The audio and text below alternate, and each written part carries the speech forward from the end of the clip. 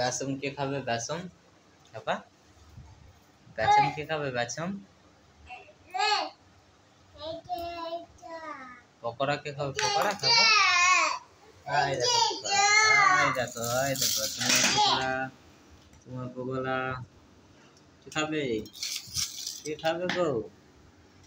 হ্যাঁ, আগে ভালো করে বসো, আগে ভালো করে বসো, এখানটা বসো, ভালো করে বসো, বসো। নাও